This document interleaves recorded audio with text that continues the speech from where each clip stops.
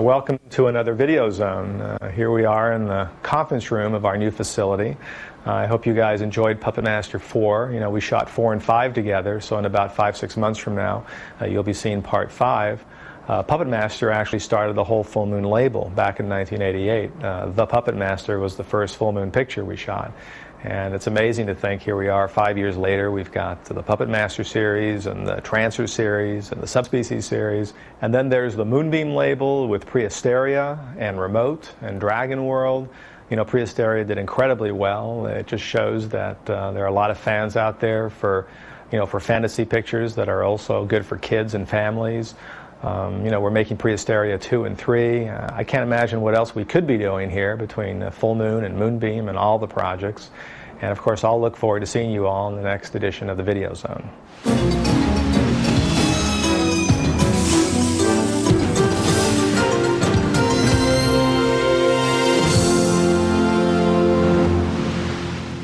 The puppets are back. Only this time they're on our side. Their mission: to stop an evil force beyond imagination. Join Full Moon Entertainment on a trip into the fourth dimension with Puppet Master 4. Jeff Burr settled right into the director's chair as he tried to give a new perspective to this fourth installment in the Puppet Master series.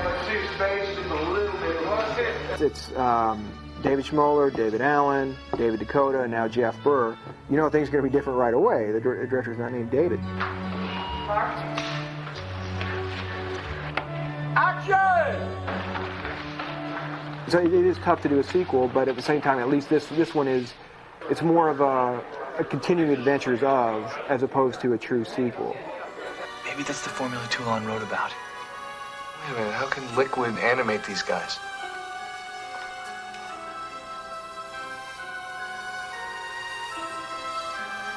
Maybe they just need a little gas. To make things a little more interesting, Burr directed both Puppet Masters 4 and 5 at the same time. Actually, it was probably easier than I thought it would be. Not to say that it was easy, but it was like a mini-series, really. Where there were literally some moments where you would, as a director, you'd be sitting there, you'd end up explaining something to an actor and then realize halfway through your explanation, oops, wrong movie. You know, it's like that's 4, we're doing 5. I'm sorry. So that happened a couple times, but not too many though.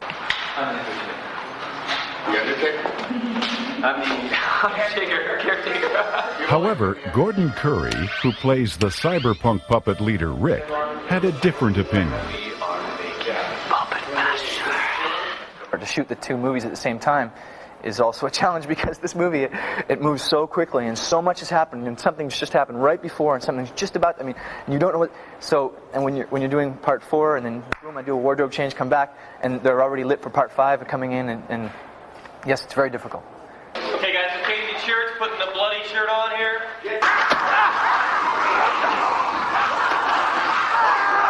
And good enough, like it's blood.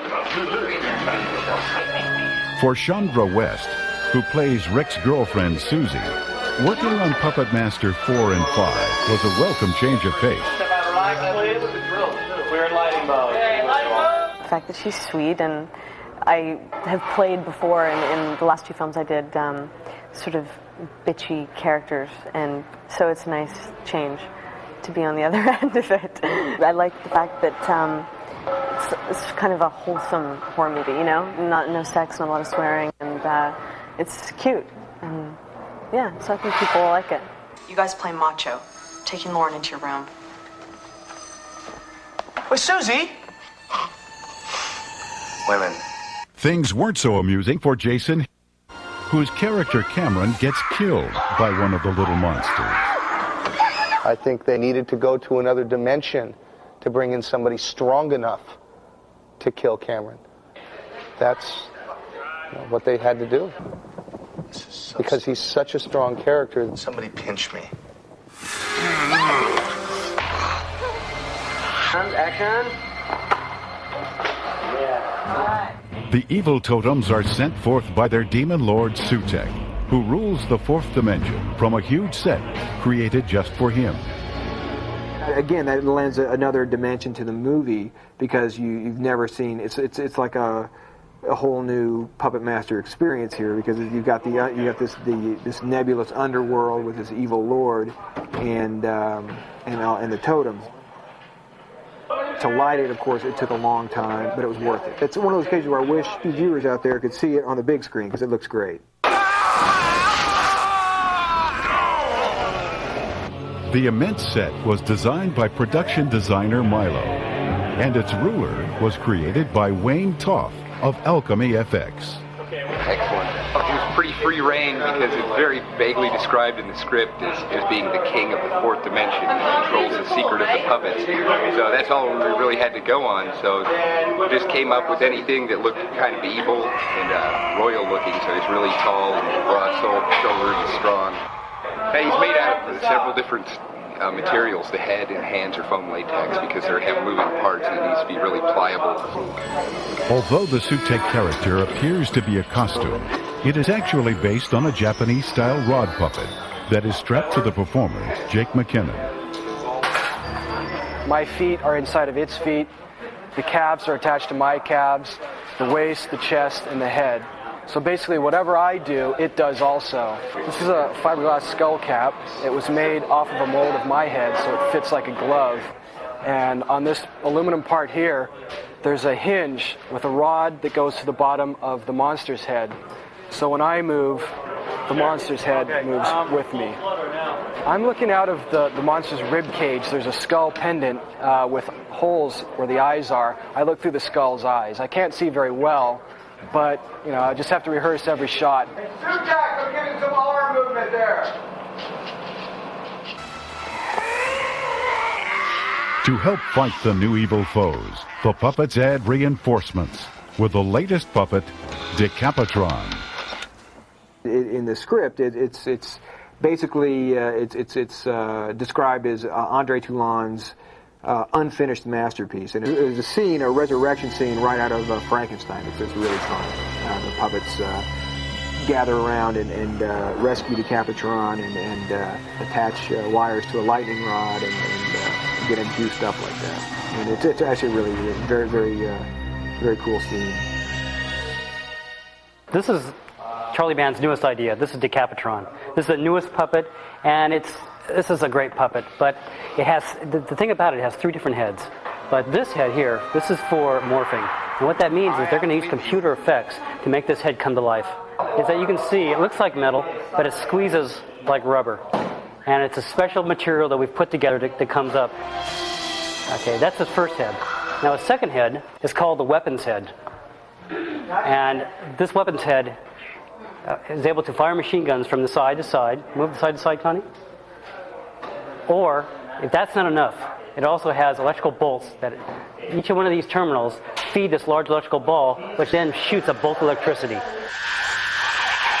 Decapitron is just what the puppets need to send the diabolical totems back to where they came from. But actress Stacey Randall had a struggle of her own as Dr. Piper, fighting for her life. Well, I've been doing a lot of running around, banging into furniture, doors. I've ripped one doorknob off. This little guy is giving me a hard time. A little guy with a lot of little tentacles sticking out. I don't know why he's after me. I didn't do anything to anybody, and he's on my back. He's all over the lab. He's just not leaving me alone. Well, if you let your imagination get carried away with you, it's quite an adventure, because if you do, it really feels like you're somewhere else in another time, because it is realistic looking, and it's very exciting. The deadly battle continues for the power of the totems, and Full Moon will reveal their secrets with a behind-the-scenes look at Puppet Master 5.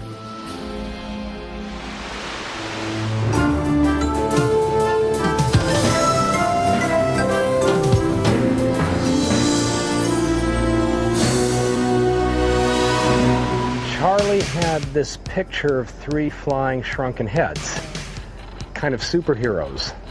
And then he engaged Matthew Bright, who just had kind of a coup with Gun Crazy.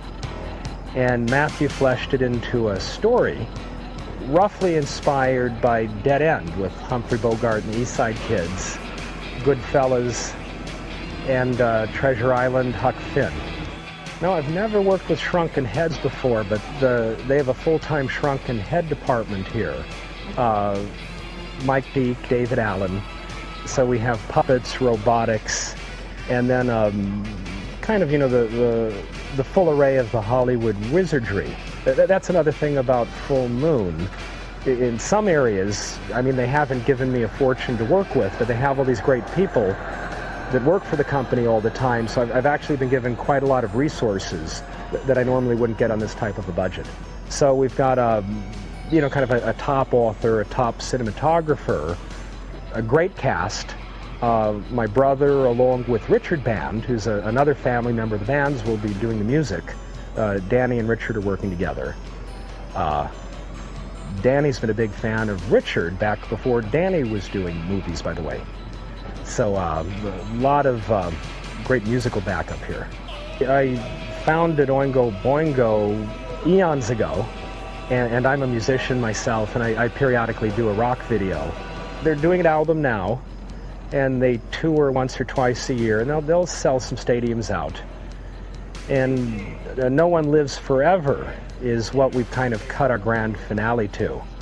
I was sitting around with these Hollywood types the other night, and they were kind of like giving one-liners about their projects. And they asked me, well, what are you doing? And I said, well, I can't really tell you in one line because I have an original script.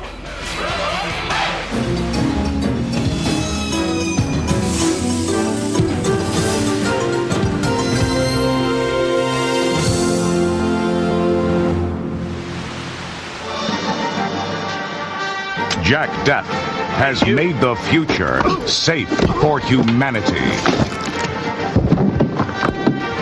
Feeling tough. Lady, I am tough.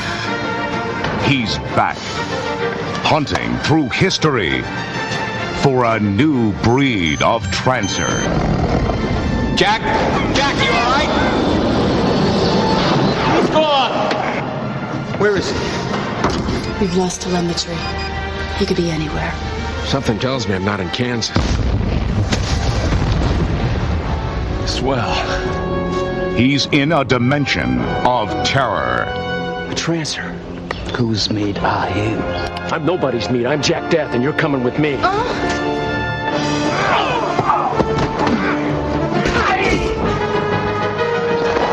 This man can put an end to our nightmare. We must find him. I will capture this wolf's head. Trapped by his worst enemies. There's no way out of this place. Now, Jack Deth will find his destiny. I'd follow a man like that into the gates of hell. On a world in need of a hero. Well, anything to save a life.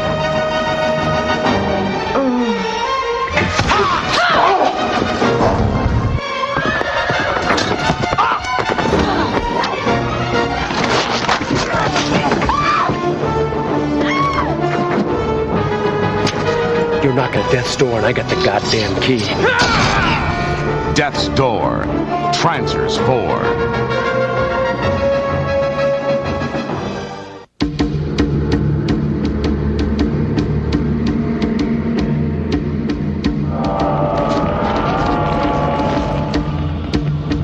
An innocent in a spell of evil.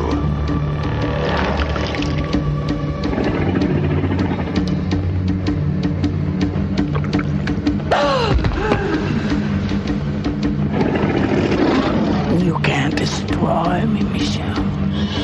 Nothing can. Seduced by a vampire. We together now until the end of time. Who will stop at nothing. You must learn to survive. To possess You promised you would teach me everything. his prey. Reach out with your senses. Body and soul. Take him.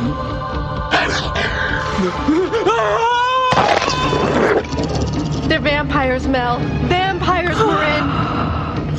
Now, to save her sister, You're so cold. You're dead. a woman will enter a world beyond her worst nightmares. Let there be a bloodbath.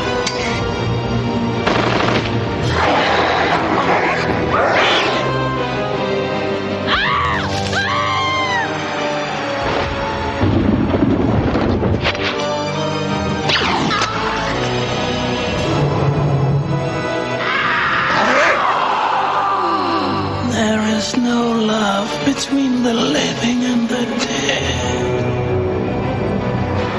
Bloodlust, Subspecies 3.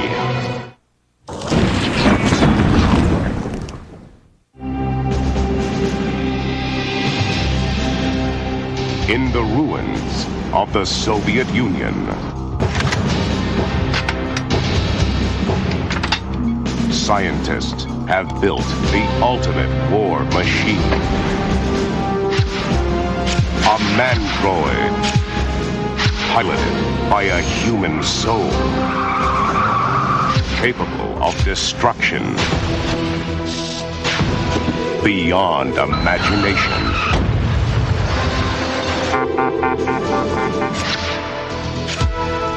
If you're handing the Mandroid unit over to the United States, I'll make sure they know who really built it. It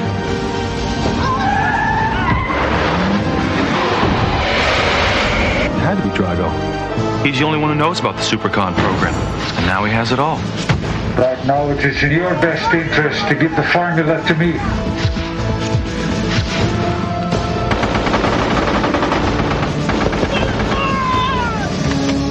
Let's go.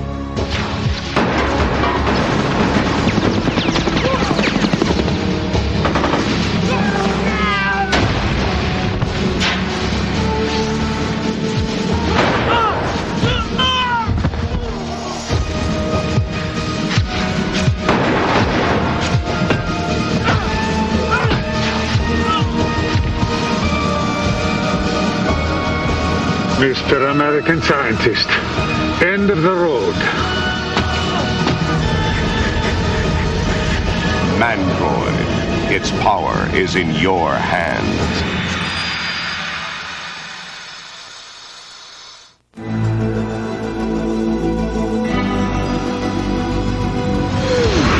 A cop from another world.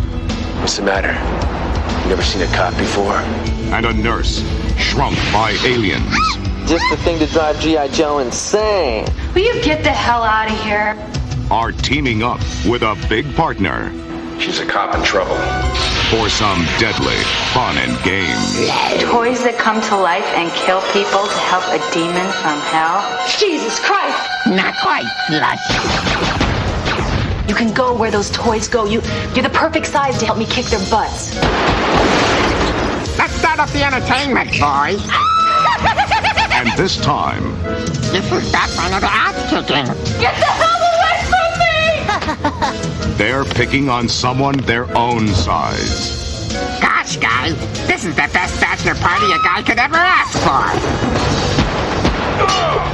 Hey, hey!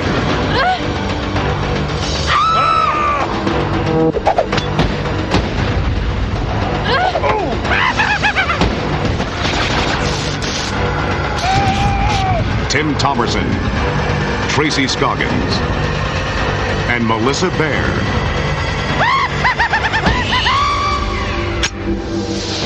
Pop goes the weasel. Doll Man versus the demonic toys.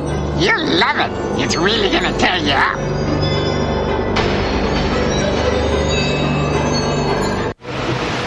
For more information on how to get Full Moon CDs, comics like Puppet Master and Doll Man, calendars, and becoming a fan club member, call the Full Moon hotline at 1-800-999-9559 or write to Full Moon Entertainment, P.O. Box 526, 8721 Santa Monica Boulevard, West Hollywood, California, 90069. Thanks for watching, and be sure to stay tuned for the next edition of Full Moon's Videozone.